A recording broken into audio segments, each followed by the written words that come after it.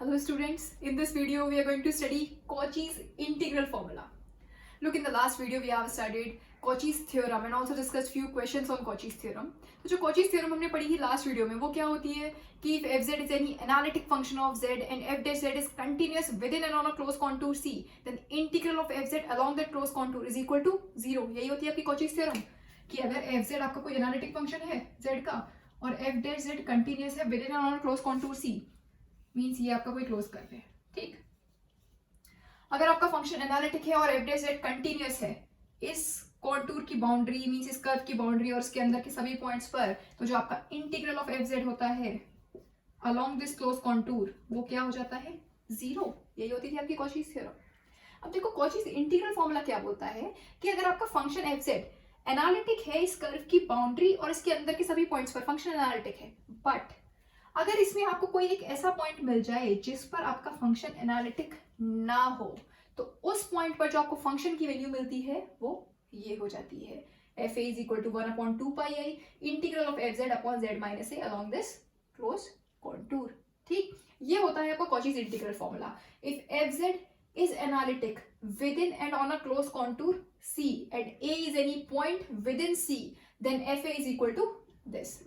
ठीक, अब देखो अगर इस पॉइंट पर फंक्शन एनालिटिक नहीं होता, मैंने बोला ना एफ जेड एनालिटिक है इसकी बाउंड्री और इसके अंदर के सभी पॉइंट्स पर, तो अगर ए पर भी मींस इस पॉइंट पर भी अगर आपका फंक्शन एनालिटिक होता तो क्या आपको इस पर कुछ फंक्शन की वैल्यू मिलती? नहीं मिलती. अगर एनालिटिक है तो उसमें तो कॉचीज थ्योरम लग जाएगी ना.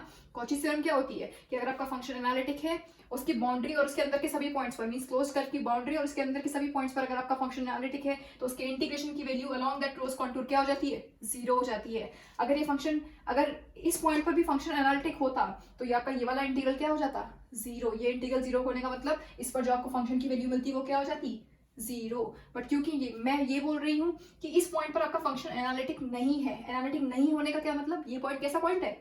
सिंगुलर पॉइंट है. सिंगुलर पॉइंट हमने डिस्कस किया था लास्ट वीडियो में कि सिंगुलर पॉइंट क्या होता है? ऐसा पॉइंट जिस पर आपका फंक्शन एनालिटिक ना हो, उस पॉइंट को हम बोलते हैं सिंगुलर पॉइंट. यहां से देखिए इस फंक्शन में सिंगुलर पॉइंट क्या है? ए रखने पर z is equal to a रखोगे यहाँ पर तो आपको क्या मिलेगा? F Z upon 0 means infinity मिल रहा है. और जैसे सिंगुलर पॉइंट होता है, सिंगुलर पॉइंट क्या होता है कि ऐसा पॉइंट जिस पर आपका फंक्शन एनालिटिक ना हो. और निकालते कैसे हैं? z की ऐसी वैल्यू देखते हैं जिस पर आपका फंक्शन एग्जिस्ट ना कर रहा हो या इन्फिनिटी मिल रहा हो. ठीक, अगर फंक्शन एग्जिस्ट ही नहीं करेगा तो ना तो वो कंटिन्यूस होगा ना वो डिफरेंशिएबल होगा, और अगर कंटिन्यूस भी नहीं है डिफरेंशिएबल भी नहीं है मीन्स एनालिटिक नहीं होगा. ठीक है, तो यहाँ पर आपको सिंगुलर पॉइंट क्या मिल रहा है? ए. ठीक, मीन्स ए पर आपका फंक्शन एनालिटिक नहीं है, और ए पर आपका फंक्शन एनालिटिक नहीं है मतलब कुछ ना कुछ तो फंक्शन की वैल्यू मिलेगी इस ए पॉइंट पर. ठीक, तो वो जो वैल्यू मिलती है वो ये होती है. ठीक है, ये होता है आपका कॉचीज इंटीग्रल फॉर्मूला. इसको हम डिराइव करेंगे. ठीक है, या फिर हम इसको इस तरह से लिख सकते हैं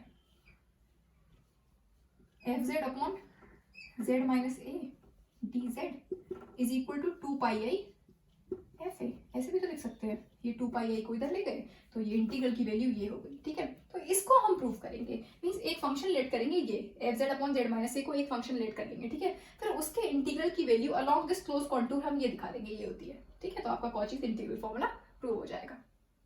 ठीक, अब ये दिखाने के लिए हम क्या करेंगे? देखो ये जो पॉइंट है आपका ए जिस पर आपका फंक्शन एनालिटिक नहीं है, इसके अराउंड हम एक सर्कल ड्रॉ करेंगे. इसको सेंटर मान के, इस पॉइंट ए को सेंटर मान के हम एक सर्कल ड्रॉ किया. इस सर्कल को नाम दे दिया गामा. ठीक है, और बहुत ही मिनिमम रेडियस का हमने ये सर्कल ड्रॉ किया है. रेडियस है इसकी स्मॉल आर. ठीक है, बहुत ही मिनिमम रेडियस का हमने ये सर्कल ड्रॉ किया है. बाद में इसको कॉन्ट्रैक्ट कर देंगे. कॉन्ट्रैक्ट मतलब इसकी जो रेडियस है बिल्कुल नेग्लिजिबल कर देंगे, मतलब r टेंड्स टू 0 कर देंगे बाद में. ठीक है, अभी नहीं. अभी हमने इसको एक सर्कल माना है जिसकी रेडियस बहुत स्मॉल है और इसको रेडियस हमने दे दी स्मॉल r और इसका सेंटर है a. ठीक है, बाद में हम इसको कॉन्ट्रैक्ट कर देंगे, r टेंड्स टू 0 कर देंगे बाद में. ठीक है, अब देखिए अगर इस सर्कल की इक्वेशन लिखें तो वो क्या हो जाएगी? Mod z minus a is equal to r. यही तो होगी कि circle with centre at a and radius r. Centre a है इसका और रेडियस r है. ए को सेंटर मानकर ही तो हमने ये सर्कल ड्रॉ किया है. उसको नाम दिया हमने गामा और उसकी रेडियस क्या ली है हमने? Small r. वो बहुत स्मॉल रेडियस का सर्कल है. अपनी कन्वीनियंस के अकॉर्डिंग हमने बहुत स्मॉल रेडियस का सर्कल बनाया है. ठीक है, तो इसकी इक्वेशन क्या हो जाएगी? Mod z minus a is equal to r mean circle with radius r and centre at a. ठीक, अब देखो इसको क्या लिख सकते हैं? z minus a is equal to r e की पावर आई थीटा लिख सकते हैं। ये हमने मॉड हटा दिया और इसको पोलर फॉर्म में लिख दिया आर ई की पावर आई थीटा। अब ये कैसे लिखा, देखो आर को हम लिख सकते हैं मॉड जेड, आर को मॉड जेड लिख सकते हैं। कैसे, देखो मॉड जेड क्या होता है, जैसे जेड क्या होता है एक्स प्लस आई वाई, ये होता है ना जेड। आर का मॉड जेड लिखे तो क्या हो जाएगा x plus i y, mod of x plus i y. अच्छा एक्स प्लस आई वाई को अगर हम पोलर फॉर्म में लिखें तो क्या लिख सकते हैं, एक्स प्लस आई वाई को r cos theta plus i r sine theta. Polar form में लिखेंगे अगर एक्स प्लस आई वाई को तो ये क्या होता है, x plus i y is equal to r cos theta plus i r sine theta, यही होता है ना। मतलब x is equal to r cos theta होता है, y is equal to r sine theta होता है पोलर फॉर्म। तो अगर complex number x plus i y को आप पोलर फॉर्म में लिख रहे हैं तो वो क्या लिख सकते हैं, r cos theta plus i r sine theta. ठीक है, ये लिख सकते हैं। अब देखो इसके मॉड का मतलब क्या है, root of r square cos square theta plus r square sine square theta. मतलब रियल पार्ट का स्क्वायर प्लस इमेजिनरी पार्ट का स्क्वायर लिख सकते हैं, क्योंकि इसके मॉड की बात हो रही है। Mod of r cos theta plus i r sine theta है, तो क्या लिख सकते हैं इसको, root of r square cos square theta plus r square sine square theta. ठीक है, और इसमें से अगर आप आर स्क्वायर को कॉमन ले लो तो cos square theta plus sign square theta क्या हो जाएगा, 1 हो जाएगा। तो ये क्या बचेगा, रूट ऑफ आर स्क्वायर। ठीक, और root of r square means r. ठीक है, तो ये क्या किसकी वैल्यू मिली है, मॉड जेड की, तो आप मॉड जेड को लिख सकते हो आर। ठीक है, तो देखो अगर आप आर की जगह पर यहाँ पर मॉड जेड रखोगे तो आपको क्या मिलेगा, mod z minus a. R की जगह पर हम रख दे रहे मॉड जेड। ठीक है, अब देखो मॉड जेड को आप क्या लिख सकते हो, जैसे मैंने यहाँ पर लिखा मॉड जेड को क्या लिख सकते हैं, r cos theta plus i r sine theta.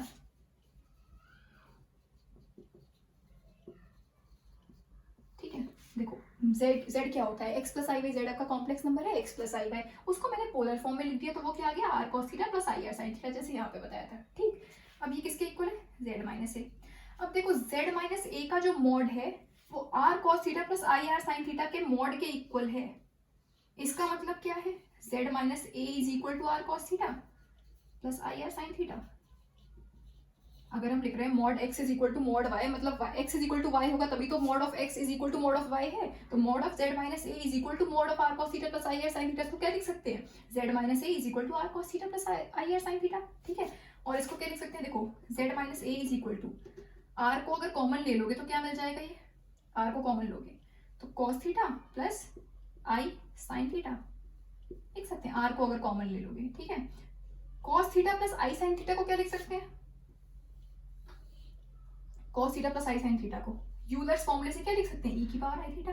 Euler's formula क्या होता है कि e की power i theta is equal to cos theta plus i sine theta, तो cos theta plus i sine theta को ये लिख दिया। इसका मतलब z minus a is equal to क्या आ गया, r e की पावर आई थीटा। इस तरह से लिखा। ठीक है, इस तरह से निकालते हैं। तो ये आपको हर जगह निकालने की जरूरत नहीं है, कहीं पर भी अगर आप मॉड हटाते हो इस तरह से, तो यहाँ पर जैसे अगर mod z is equal to r ही होता, यही होता।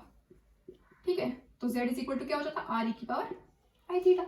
मतलब mod z is equal to r circle की इक्वेशन है with centre at 0 and radius r। तो अगर आप इसका मॉड हटाते हैं इसको पोलर फॉर्म में लिख सकते हैं आर ई की पावर आई थीटा। उसी तरह से यहाँ पर कर दिया, mod z minus a is equal to r था तो z minus a is equal to r e की पावर आई थीटा। किसी भी कोई भी इस तरह की इक्वेशन है तो अगर आप मॉड हटाओगे इसको तो इसको पोलर फॉर्म में लिख सकते हो, ई की पावर आई थीटा को आगे मल्टीप्लाई कर दो आर में। ठीक है, तो इस तरह से ये लिख लिया हमने। और इसको क्या लिख सकते हैं, z is equal to a plus r e की पावर आई थीटा। मीन्स ये जो ए था इसको राइट हैंड साइड में लेके तो क्या हो जाएगा, z is equal to a plus r e की पावर आई थीटा। और इसको डिफरेंशिएट कर लो तो आपको dz मिल जाएगा। dz इज इक्वल टू ए का डिफरेंशिएशन तो 0, यहाँ से मिल जाएगा आपको r, और e की पावर आई थीटा का क्या हो जाएगा, e की पावर आई थीटा, और आई थीटा का फिर से करोगे तो आई डी थीटा। ठीक, और यहाँ पर थीटा कहाँ से कहाँ तक वेरी करेगा, सर्कल की बात हो रही है ना, इसका मतलब थीटा लाइज बिटवीन 0 to 2 पाई। ठीक है, ये तो हुआ इस सर्कल का डिस्कशन। ठीक, अब हम इसको प्रूव करेंगे।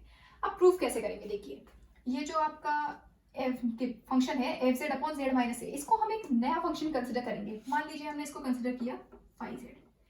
क्या फंक्शन कंसिडर किया है हमने फाई जेड को, f Z upon Z minus a, इसको हमने कंसिडर किया है फाई जेड। ठीक है, अब हमें क्या प्रूव करना होगा कि integral of this function along this close contour is equal to this, ये हमें प्रूव करना है। ठीक है, इसको हमने एक नया फंक्शन मान लिया फाई जेड। अब दिखाएंगे कि इसका integral along this close contour C ये मिलेगा आपको 2 पाई आई एफ ए। ठीक है, इसको हम प्रूव करेंगे, तो करते हैं इसको। देखिए सबसे पहली चीज हमने क्या किया, एक पॉइंट कंसिडर किया इस क्लोज कॉन्टूर में, let a be a point within the close contour C. ठीक है,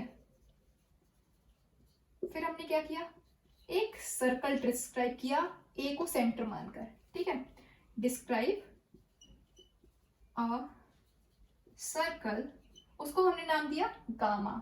describe a circle gamma with centre at z is equal to a को सेंटर माना ना, और रेडियस क्या लिया, एंड रेडियस r।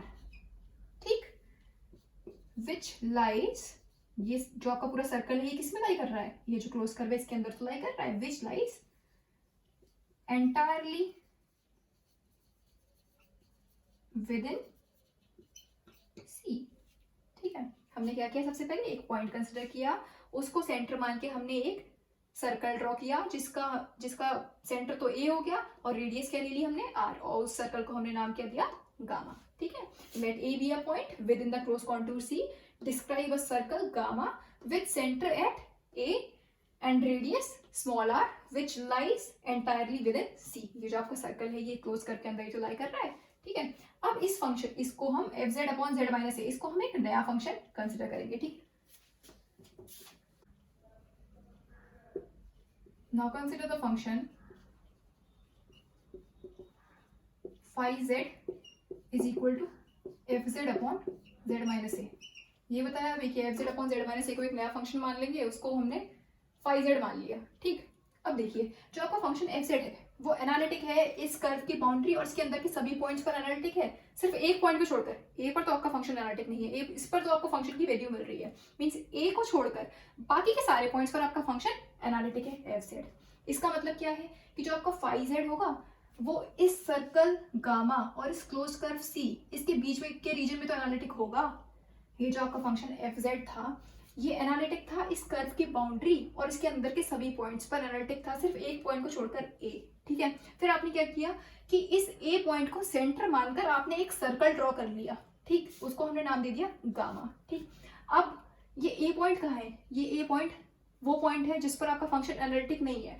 अब वो पॉइंट कहाँ है, इस सर्कल के अंदर है, मींस इस सर्कल का सेंटर है ना, मींस इस सर्कल के अंदर है, इस सर्कल के अंदर आ गया वो पॉइंट जिस पॉइंट पर आपका फंक्शन एनालिटिक नहीं था। इसका मतलब क्या है कि जो आपने एक नया फंक्शन कंसिडर किया है फाई जेड, ये इस सी कर्व और इस सर्कल गामा इसके बीच के रीजन में तो एनालिटिक होगा, क्योंकि जो पॉइंट जिस पर आपका फंक्शन एनालिटिक नहीं था वो तो अब सर्कल के अंदर आ गया। ठीक, इसका मतलब जो आपका नया फंक्शन फाई जेड है वो इस सर्कल और इस कर्व के बीच वाले रीजन में तो एनालिटिक होगा।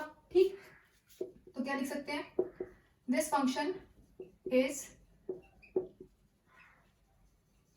analytic in the region between circle gamma and closed curve C। Circle gamma और क्लोज कर्व सी इसके बीच वाले रीजन में तो आपका फंक्शन एनालिटिक है।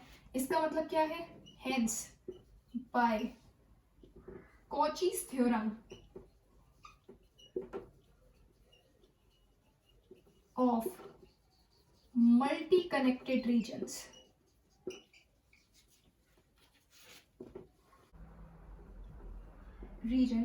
we have integral of the function along this closed curve C is equal to the integral of the function along this circle gamma। क्या मतलब है इसका कि अगर आपका फंक्शन एनालिटिक है इस सर्कल और इस क्लोज कर्व के बीच के रीजन में, अगर आपका फंक्शन एनालिटिक है तो by Cauchy's theorem of multi connected region हम क्या कह सकते हैं कि integral of the function along this close curve C equal होता है integral of the function along this circle C. अब कैसे, पहली चीज कि ये मल्टी कनेक्टेड रीजन क्या है।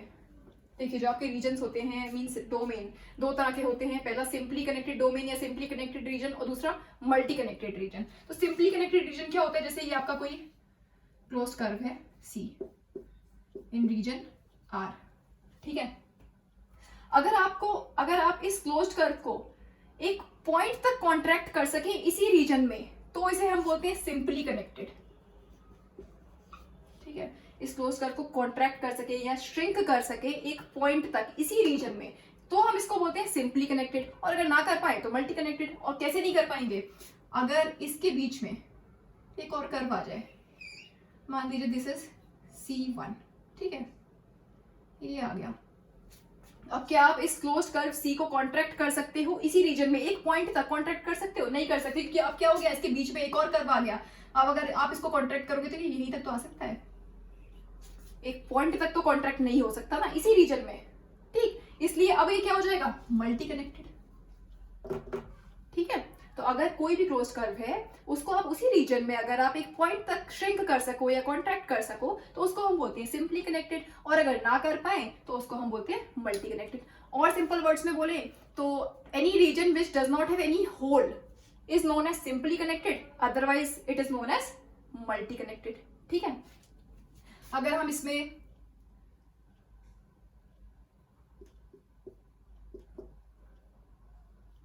और कर्व्स बना दे लाइक दिस, एक और बना दिया यहाँ, ठीक है, this is C1, this is C2, this is C3, ठीक है, this is region R, fine. अब देखो जो सिंपली कनेक्टेड मल्टी कनेक्टेड समझ में आया होगा, ठीक है। अब देखो जो कॉचीज थ्योरम होती है मल्टी कनेक्टेड रीजन के लिए, वो क्या होती है कि अगर ये आपका कोई क्लोज कर्व C है और उसके अंदर ये हमने कर्व्स बनाए हैं C1, C2, C3, ठीक है, इसके अंदर है ये कर्व जो है वो पूरा एंटायरली लाई कर रहे हैं इस क्लोज कर्व C के अंदर, ठीक है। अब अगर आपका फंक्शन एनालिटिक है ये क्लोज कर्व के अंदर और ये जो आपके जो अंदर इसके अंदर जो आपने कर्व बनाए C1, C2, C3, इनके बीच के रीजन में, इसमें अगर आपका फंक्शन एनालिटिक है तो integral of the function along this closed curve equal होता है integral of the sum of the functions along these curves. ठीक है, इसका क्या मतलब हुआ कि integral of the function along this closed curve C is equal to the sum of the integrals along these curves. इसका मतलब क्या है, C1 fz dz plus C2 fz dz plus C3 fz dz।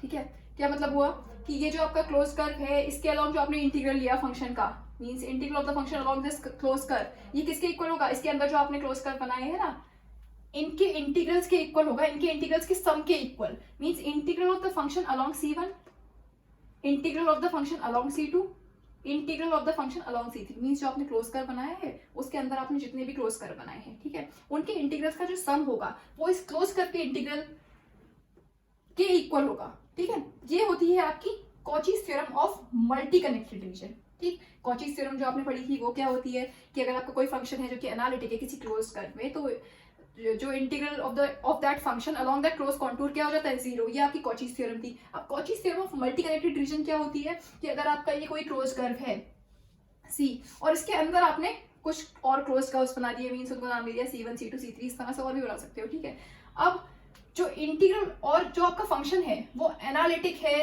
इस reason में, means ये close curve के अंदर और ये जो क्लोज कर्व छोटे वाले बनाए आपने C1, C2, C3, इनके बीच के रीजन में अगर आपका फंक्शन एनालिटिक है तो integral of the function along this closed curve equal होता है sum of the integral of the function along these curves. Means जो इंटीग्रल लोगे C के अलोंग फंक्शन का, ठीक है, वो किसके इक्वल होगा, integral of the function along C1 plus integral of the function along C2 plus integral of the function along C3। इसी तरह से अगर एक दो और होते इसके अंदर क्लोज कर्व्स तो integral of the function along those curves also, ठीक है, उनको भी हम ऐड कर देते। ये होती है आपकी कॉचीज थ्योरम। ठीक है, अब अगर कॉचीज थ्योरम हम इसमें लगा रहे हैं, ये तो कॉचीज थ्योरम मैंने जनरली जो होती है वो बताई आपको। ठीक है, अब देखो अगर कॉचीज थ्योरम हम इसमें लगा रहे हैं, हम ये पढ़ रहे थे ना, ये वाला क्लोज कर्व पढ़ रहे थे, तो इसमें अगर आप Cauchy's theorem of multi connected reasons लगोगे, मल्टी कनेक्टेड हो गया ना, मींस इसके अंदर एक और कर्व आ गया। अब इस क्लोज कर्व को आप श्रिंक करके या कॉन्ट्रैक्ट करके एक पॉइंट तक नहीं बना सकते इसी रीजन में।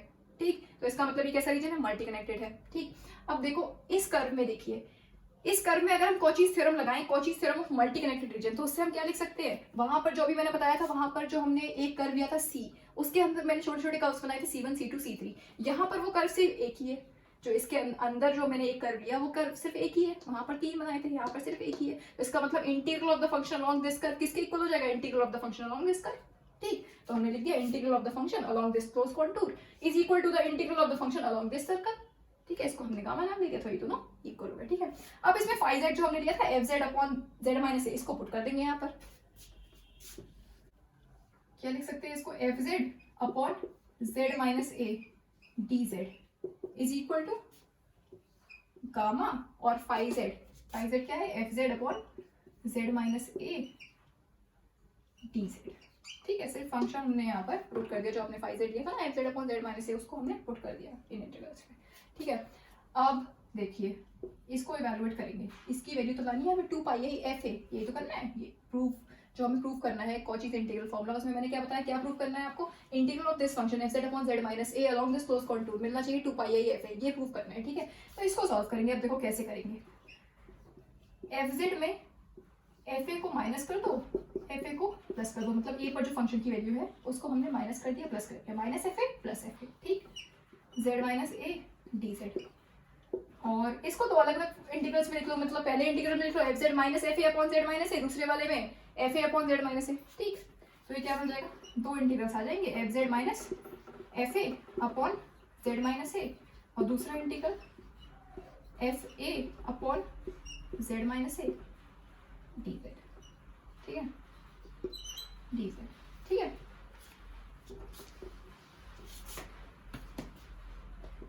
अब देखिए ये जो z है, z हमने यहाँ पर क्या लिया है, a प्लस आर ई की पावर आई थीटा, इसको लिख सकते हैं f a plus r e की power i theta minus f a upon z minus a की जगह क्या लिख सकते हैं, आर ई की पावर आई थीटा। ठीक है, और dz की जगह क्या लिख सकते हैं, आर ई की power i theta d theta. ठीक, सिमिलरली यहाँ पर देखो एफ ए, तो ये आपका as it is z minus a की जगह आर ई की पावर आई थीटा, और dz की जगह क्या लिख सकते हैं, ये आर ई की power i theta I D theta, are e की पावर आई थीटा और आई डी थीटा, यही था आपका dz। यहाँ पर भी देखो आई आएगा। ठीक है, आई डी थीटा। ठीक, अब इसको क्या लिख सकते हैं, ये देखो ये आर ई की पावर आई थीटा और आर ई की पावर आई थीटा, तो ये कैंसिल हो गया, यहाँ से क्या बचा, ये गामा और F a plus r e की पावर आई थीटा और माइनस एफ ए और साथ में आई डी थीटा। ठीक, और यहाँ पर प्लस, देखो ये एफ ए को आप बाहर ले सकते हो, ये क्या आ जाएगा एफ ए। ठीक है, इंटीग्रल के बाहर ले लिया इसको, आर ई की पावर आई थीटा से आर ई की पावर आई थीटा कैंसिल, और यहाँ पर ये क्या बचा, आई डी थीटा। और थीटा का कहाँ से कहाँ तक वेरी कर रहा है, स्टार्टिंग में मैंने बताया था सर्कल है ना, तो 0 से 2 पाई। ठीक, देखो आप क्या करेंगे, पहले मैंने बताया था स्टार्टिंग में ही कि ये जो आपने सर्कल ड्रॉ किया है बहुत ही मिनिमम रेडियस का किया है, मीन्स बहुत ही स्मॉल रेडियस ली है। ठीक है, और मैंने बताया था कि बाद में हम इसको सर्कल को कॉन्ट्रैक्ट कर देंगे इसी पॉइंट तक, मीन्स इस पॉइंट ए में मिला देंगे, इस पॉइंट को सेंटर मानकर आपने ये सर्कल ड्रॉ किया था ना बहुत ही स्मॉल रेडियस का, तो बाद में मैंने बोला था कि इस सर्कल को आप कॉन्ट्रैक्ट कर दोगे और इसी पॉइंट में मिला दोगे, मीन्स ए में। ठीक है, कॉन्ट्रैक्ट कर दोगे मीन्स श्रिंक कर दोगे। ठीक है, और इसी पॉइंट में मिला दोगे। श्रिंक करने का क्या मतलब है कि जो आपकी रेडियस है वो कम होती जाएगी। ठीक है, कम होती जाएगी कहाँ तक, व्हेन r टेंड्स टू 0, जब r 0 की तरफ टेंड करेगा तभी तो ये कम होगी। ठीक है, कम होती जाएगी और इस सर्कल को हम श्रिंक करके इसी पॉइंट में मिला देंगे, तो व्हेन r टेंड्स टू 0। ठीक, लिख सकते हैं व्हेन r टेंड्स टू 0। ठीक है, अब जब r 0 की तरफ टेंड कर रहा है इसका मतलब क्या है, ये तो आपका 0 हो जाएगा। ठीक है, ये क्या बचेगा यहाँ पर एफ ए और माइनस एफ ए।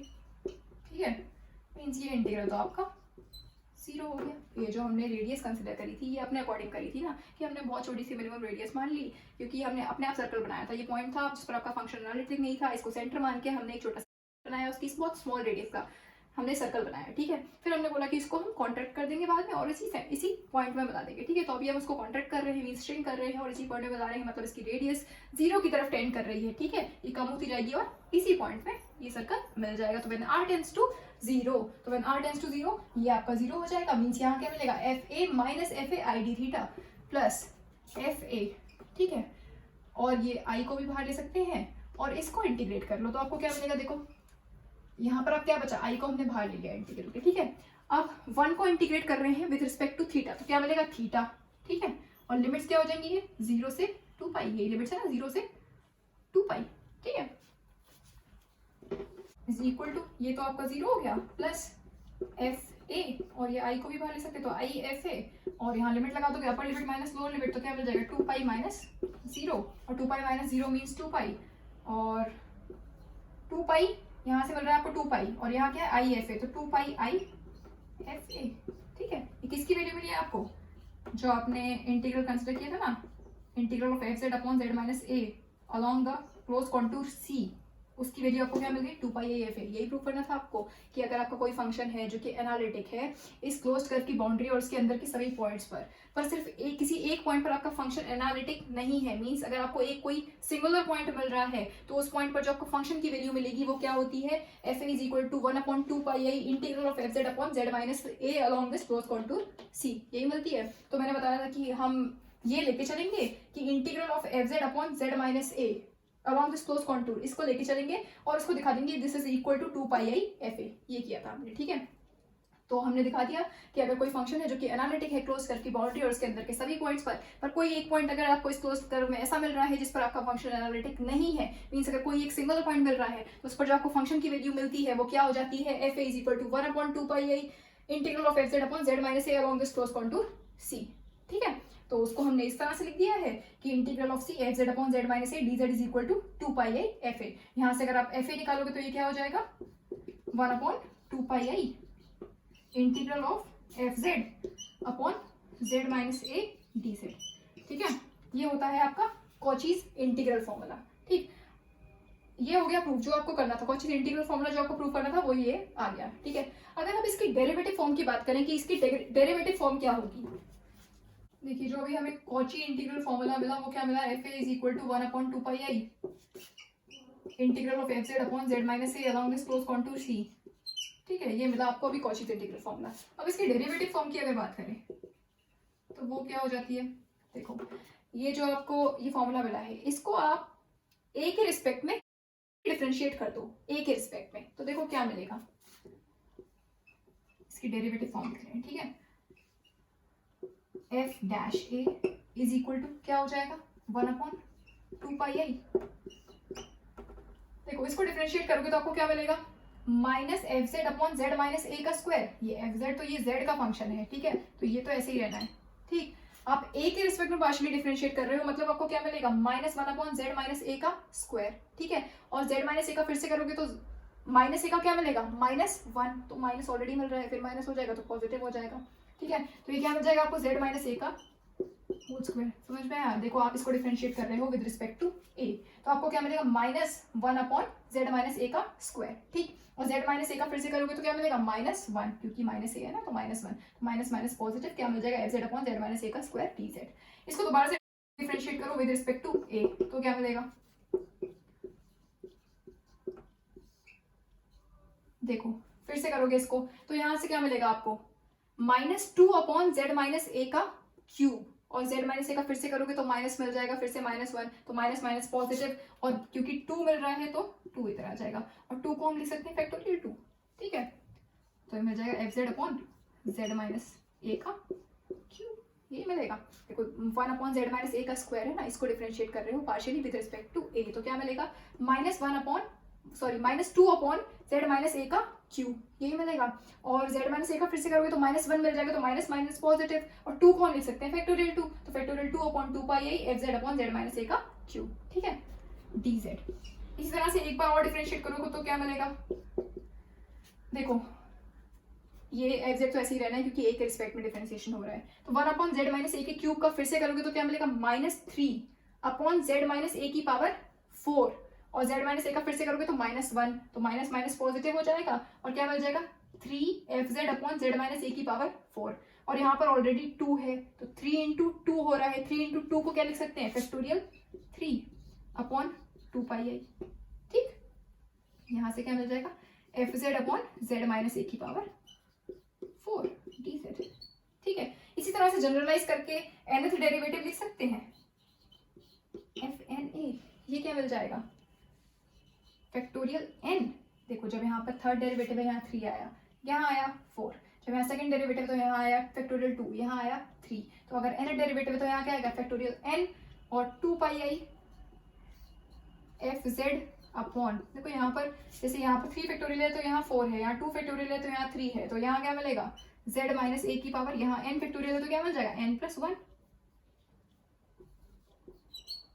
ठीक है, तो ये होती है derivative form of Cauchy integral formula. Cauchy integral formula आपका ये होता है fa is equal to 1/2 pi i integral of F Z upon Z minus A along the close contour C, ये होता है आपका कॉची इंटीग्रल फॉर्मूला। और इसकी डेरिवेटिव की फॉर्म की बात करें तो वो क्या हो जाती है f n a is equal to factorial n upon 2 pi i और integral of F Z upon Z minus a की power n plus 1 along this close contour C. ठीक है, ये होती है derivative form of Cauchy integral formula. ठीक है, तो नेक्स्ट क्लास में मींस नेक्स्ट वीडियो में हम पढ़ेंगे इस पर बेस्ड क्वेश्चंस की, इनको अप्लाई कैसे करते हैं कॉची इंटीग्रल फॉर्मूला को और Cauchy integral formula for higher derivatives, इन दोनों को हम अप्लाई कैसे करते हैं ये हम नेक्स्ट वीडियो में पढ़ेंगे, क्वेश्चंस करेंगे इस पर बेस्ड। फाइन, तो आई होप ये सब आपको समझ में आया होगा। Thank you very much.